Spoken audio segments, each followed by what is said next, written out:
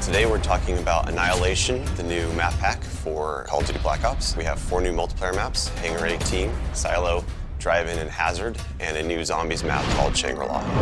Hangar 18 is based in the highly controversial Area 51, and it has a lot of Easter eggs that play up the conspiracy theory aspect. Hangar 18 is a medium-sized map. It has a pretty classic multiplayer gameplay structure. All the paths lead through and around the hangar. It kind of caters for all game types. You've got your close quarters going through the hangar. You've also got some sniper points as well. Strategically, you want to hold down the hangar. If you can work with your teammates to really control the 4 main flow points, then you're going to dominate the map.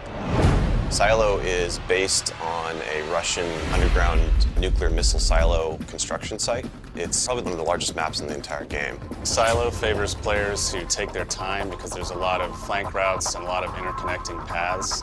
So players who are smart and use decoys and pay attention to the mini-map are going to be more successful. You can't really stick around in one place for too long because you're going to get shot from multiple angles. You really need to learn how to play the map, how the paths flow, and you need to stay on the move.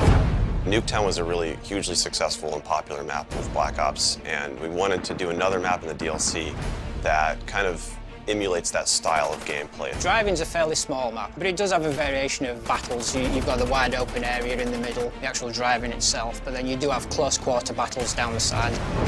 So Hazard was inspired by one of our World at War maps called Cliffside, but it's a complete reimagining of it.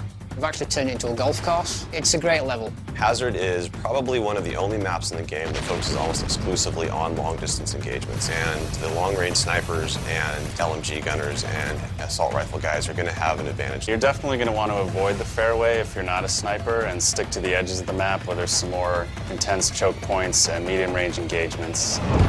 The story in Shangri-La is shrouded in mystery. I love to leave it up to the fans to derive their own ideas from it and also discover the facts that we put in there. I hope they really get the sense that we've taken this to just a whole nother level with the new weapons, the new environment, the new ways of getting around the map and things like that. There's a lot of holding areas, escape hatches, and things that let you get out at the last minute, which is a contrast to Call of the Dead, where it was a very wide open map. This is a much tighter map. Don't hold out too long. If things look like they're getting rough, get out of there.